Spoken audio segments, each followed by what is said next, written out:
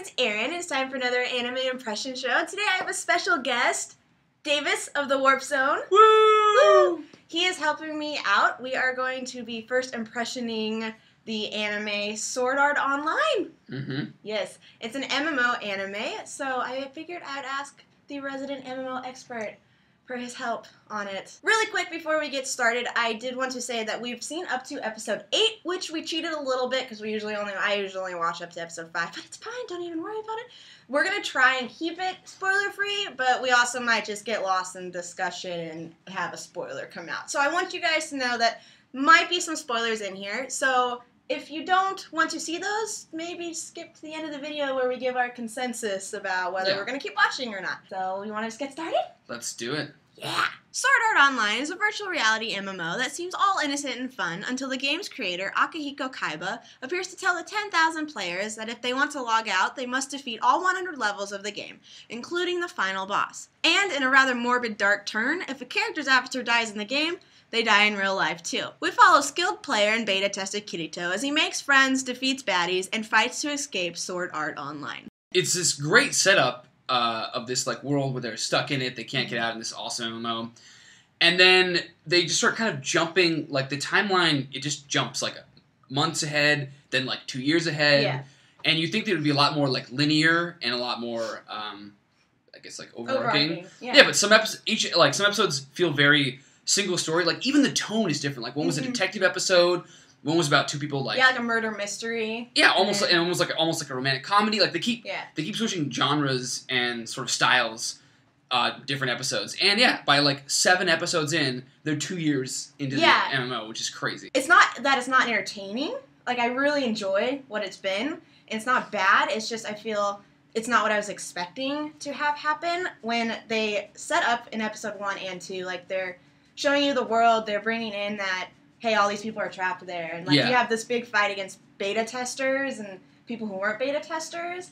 And then after that, it suddenly jumps into more of an episodic where, like, these side stories, one-off things where you're just like, this isn't what I was expecting to have happen at all. I did read somewhere, I think it was, like, on 4chan and a few other forums. Spoilers? No, this isn't a spoiler, Davis. Oh, okay. What we're seeing right now is actually short stories that come before the actual story starts in the manga, because it is following a manga. So apparently there's that. I just wish they would have made that a little bit more clear. And I also think it's really weird how they did it that way. Like, and they did it before the arcing story. Before the overarching story, which in a way it's fine because you get the really awesome overarching story at the end, but I don't know, it's like the build-up feels really halted to me. Yeah, no. For it. This happens a lot in comics. They have they have the Hellboy series, and they have like these one-offs that different writers write stories, and it's fun when you like already know the character and you're like, or the characters, and you're like, oh cool, I want to see these little one-off pieces.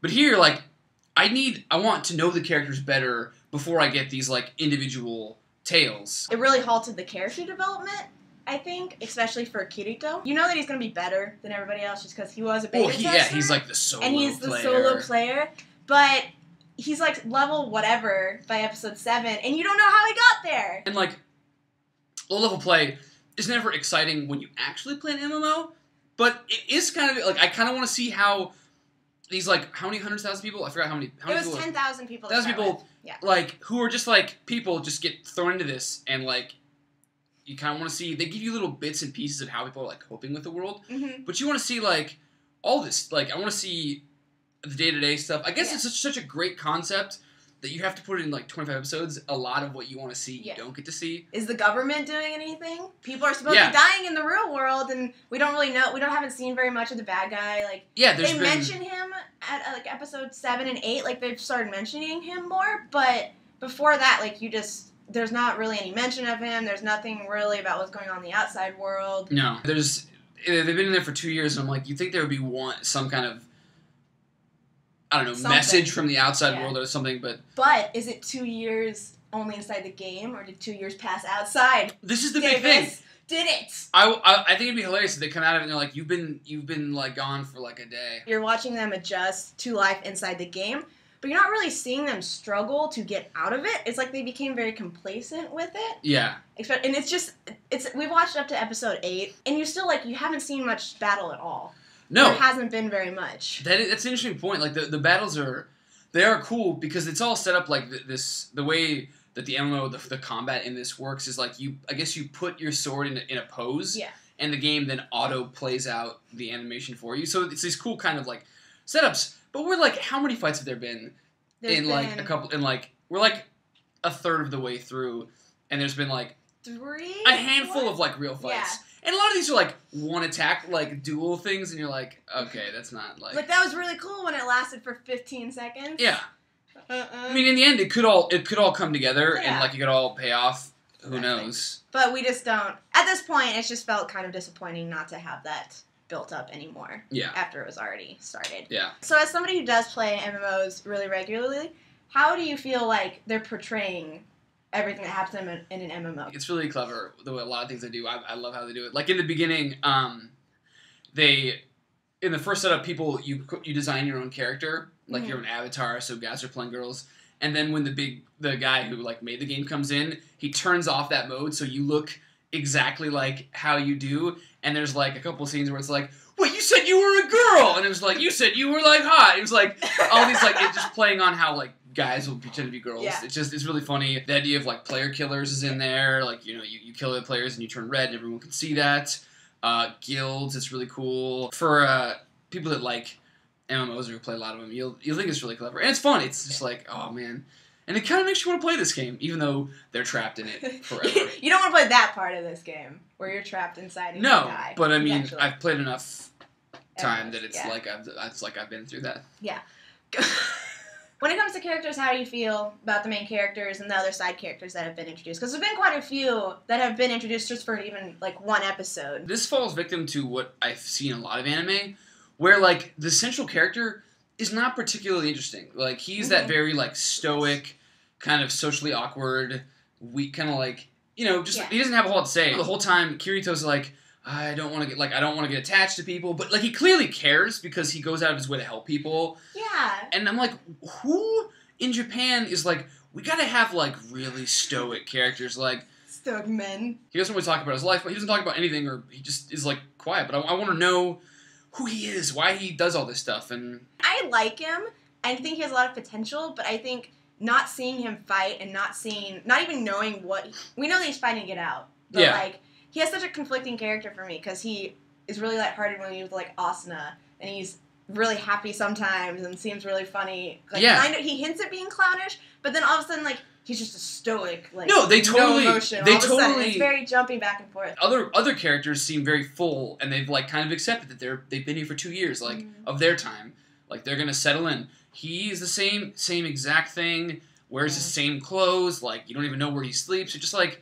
Man. Something big happens that emotionally affects him, and that's like the one time where we see that kind of emotion from him. I'm not going to say what it is because it's a big part of that episode, but that's the one time we see that emotion from him, and you expect him to change after that, but he still kind of stays the same. So it's almost like the writers didn't understand fully what Kirito's character was going to be, so it just did not feel very fleshed out to me. So that's just the main character, but if you look at the other characters, they're all pretty cool. I really enjoy Asuna as a female lead, because she's not just whiny, blushes all the time. Oh, no. Like she's good at what she does. Like, she's learned respect. No, like, becoming like a guild, like a co-commander, I think it is. Like, she's a co-commander of a guild. She's like outgoing and intelligent, and like she's like a very full character. The girl who's the smith, she's Liz. Really. Yes. Oh, my voice is great.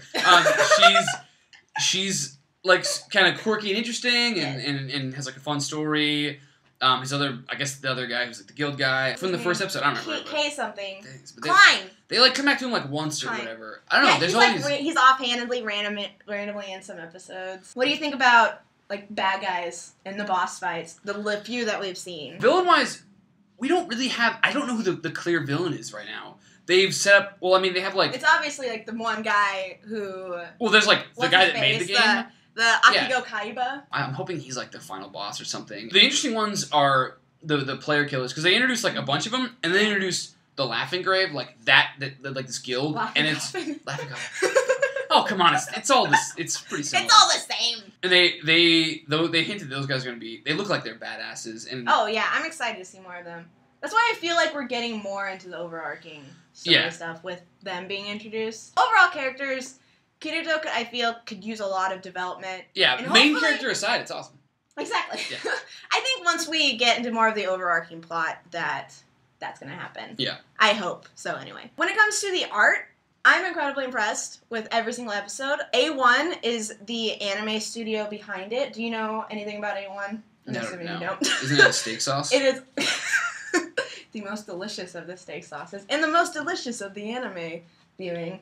Ah, that made some sense. Their animation is always so consistent in every single episode. You see a lot of shows that from episode to episode, this is the case with Naruto and Kuroko no Basuke, the animation from episode to episode it changes. Like, you can see quality, which episode had a bigger budget and which one didn't. Like, you can see it very visibly. Yeah. And so, watching Sword Art, the first episode is just so pretty. All of it is just so gorgeous. From the character designs are really good. The background, like the coloring, everything is really good. The animation, it's really, really good. And when there is fighting, it's pretty cool. Yeah. There just isn't a lot of fighting. Everything looks super vibrant, is well animated. It's just... They occasionally, and this is like all animes, but I have a problem with it, like the dragon, they'll like have a CG thing in there, which looks really out of place, and I'm like, just draw it in there, man. You guys like kick ass. But no, it's beautiful done. And like by setting up with like 100 different levels, they don't have to like stick to one color palette. That's a really good point. I didn't think about that till you said it, but like by having so many different levels, they have so much freedom to do so much with every single level. And they've done something different for the most part with every single one. The backgrounds, the shops, the characters that are on each level, like, it all is colored different, all different kinds of backgrounds. So they're putting a lot of detail into it. Granted, they've only shown, like, let's say, they're level 74, they've shown, like, 10 of them. So, yeah, they haven't shown all of them, but, no, for the most part, a lot of them have, like, there's that really cool, like, flower place where it looks like the graves and all that other stuff. Yeah. Or there was the snow one. I really like the snow one. Yeah, there's one that looks kind of like an ancient Greece type area.